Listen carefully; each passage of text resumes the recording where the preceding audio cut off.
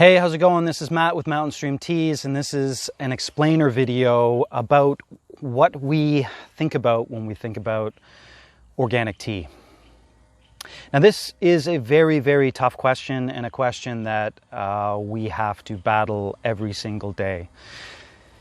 The meaning of organic has sort of been diluted in today's day and age, sort of like the word love. It's overused. It can be used for teas that are not chemical free. It can be used for teas that are fake organic. They can be used for teas that are certified organic, and it can be used for teas from a garden like this, for example. Now, where I am right now and what I'm drinking right now, I'm just drinking some of this 2020 Pomelo Flower Oolong. And this oolong is produced from the flowers of this pomelo orchard and from some of the tea plants that you can see behind me here. Now, this area is organic, regenerative, no agrochemicals used, and on and on and on and on and on. But it's not certified. And the reason it's not certified, there's a bunch of different reasons. One, how much tea they make is actually not very much. So they don't make very much tea, so it doesn't make sense to every batch of tea to go and spend a bunch of money to get it certified. Also, too, because this tea is amazing, amazing tea, they don't have to worry about selling it. If they do get it certified, or if they don't get it certified, they're still going to sell their tea, and they're going to sell the tea for the price that they want. Because this tea is such high quality tea, it's so beautiful, that they're just able to sell that tea. Now, this is a constant battle for us at Mountain Stream Teas, because for us, when we say our teas are agrochemical free, we try really hard to hit that target. Now, we can't all the time. We do have conventionally farmed teas on the site, but I think without exception, every single conventionally farmed tea is farmed by somebody who also does organic tea. And the certification process of what it means to be organic, I mean, like I said before, what does that mean anymore? Oftentimes you can find things that are obviously not organic but are labeled as organic. And the big danger, of course, is what does organic mean? Well, I stay away from organic teas. All that means is it's a lower quality tea and it's 50% more expensive, if not more, which is a valid criticism and one that's often true. But the way I like to think about it, and the best way to think about it, is without exception, the best teas in the world are agrochemical free. Without exception. The best of the best of the best of the best teas are teas that are grown in a regenerative way. And it's something that people that drink a lot of tea, that love tea, that are into tea, sort of come to eventually, that you realize that, well, okay, I want the best pu'er in the world. Well, the best pu'er in the world is from, forest-grown 5, 6, 7, 800-year-old tea trees that nobody touches except to go up and pick the leaves and bring them down and create something special with them. Same goes with the oolongs. I mean, the most flavorful oolongs, the best oolongs I've ever had, are without a doubt and without exception hand-picked, family-run farm, small batch organic teas. But that doesn't mean that every tea that's grown agrochemical free is organic. Of course not. I mean, that's just dumb. You would never say, oh, well, this tea is organic, that means it's good. Right? Just like you would never say, oh, this tea is hand-picked, so that means it's good. But the best teas are hand-picked, and the best teas are organic. Now, I'm sure there's people who might watch this. I mean, I'm sure I'm probably preaching to the choir some level. If you're watching this video, you're probably already thinking about these types of things. And there will be people who disagree. Of course, there'll be people who disagree.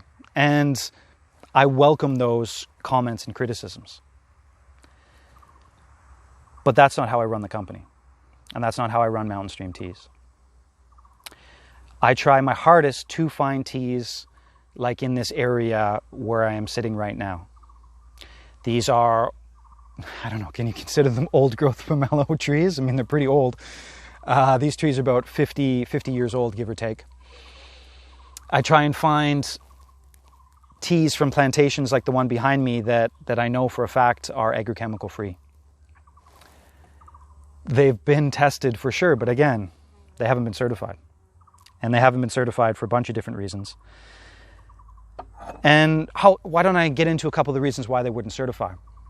I mentioned a couple already. The fact that if it's high quality tea, they don't have to worry about certifying organic. Their tea sells out already. It just sells out.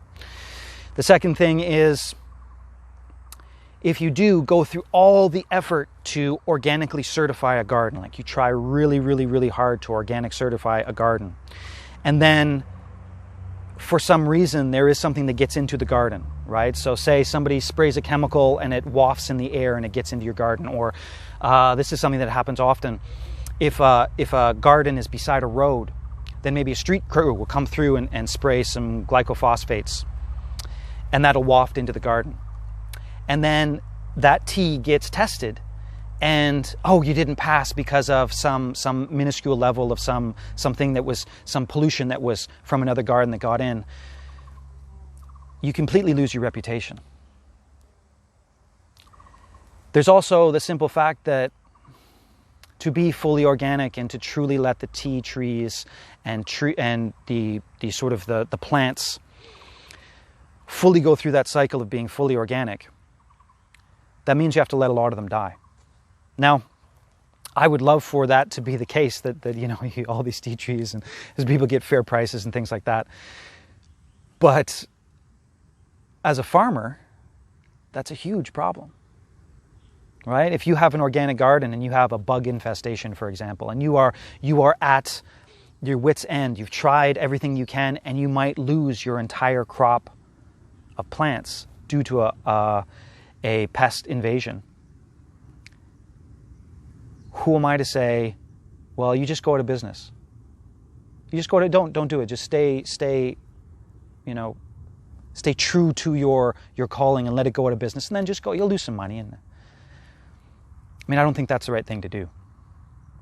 The way I try and think about it is how I kind of run my own family. Now, my family, we don't like medicine. We try, like I have 2 small children, we try not to give our children any medicine at all. But we're not stupid. So we know the thresholds. The doctors will say if the temperature is this level for this many days, then chances are you should take some medicine. Now we know those thresholds, and we work really hard on making sure that our kids are healthy and that when they get sick, we give them rest. But if our children pass those thresholds, we're not going to say because of our ideology, we're not going to give you any antibiotics. That's just dumb. Right? That's just dumb. And so the philosophy of what I try and do in sourcing teas and trying to find these teas is basically that. Again, the best tea is handpicked and agrochemical free. If it's not certified,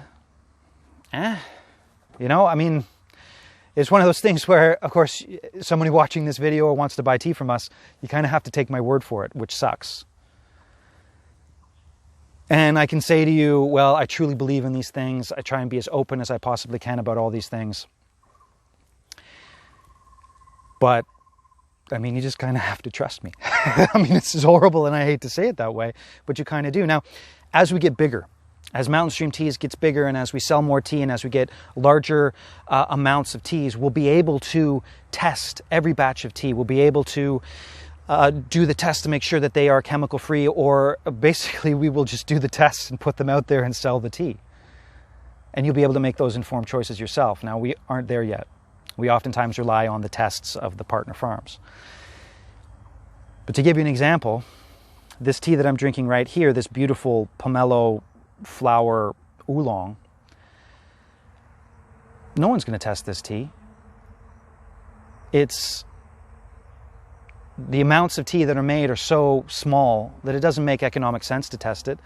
And we're going to buy the tea and we're going to send it out and we're going to say that it's agrochemical free. If somebody goes out and tests it, there might be some minuscule amounts of something. Chances are it's going to be completely free of any agrochemicals. But that's just sort of the nature of the game right now. The nature of the game is The teas that we're finding are small batch, hand-picked, agrochemical-free farming, but without a lot of certification.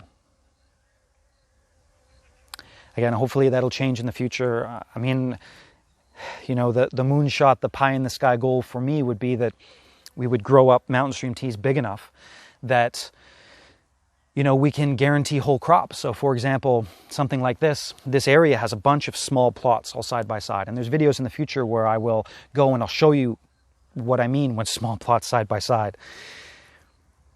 That we'll be able to have enough amounts of tea that we buy, that we say, okay, listen, we're just going to rent this for a year and we'll guarantee we're going to buy all of this. And then all of these things, you don't have to worry about each patch of tea and where you get it from and cross-contaminations and all those things. We'll just have this area that will be that way. But that's not the way things work right now. Especially in an area like this, which is not famous, which is not well known, which is a lot of small farmer producers making tea the best way they know how. But there are no easy answers to this question, and the conversation about this I would love to hear. If you have questions about this, if you have different opinions, if you have, you know, criticisms, please get in touch. Write comments in the below the video. Let's talk about this, because it is a situation where, as Mountain Stream Teas grows, we're really going to have to quote the Californians, wrap our arms around this problem, because it is a problem. It is a problem. Because I would love to have everything certified. I'd love to have stamps on everything. I'd love for people to, consumers to just be like, okay, well, I know there's no chemicals on this tea, and I'm going to try it, decide whether I like it or not. But like I said, we're not there yet. And it's going to take a while for us to get there. But I can say personally that, you know, for me, I try as hard as I can to find the cleanest teas, the best teas, the teas that are grown in areas like this that may not be certified. And there'll be mistakes. Of course, we're going to make mistakes, of course. But we're going to try hard to make sure that the teas that we get are as clean as possible, that are as checked as possible, that we can get our hands dirty in the production of the teas, that we can film as much as we can and get it out there. That is something that I can promise, for sure. But that's the first video about the organic situation, the organic problem, I guess you could say.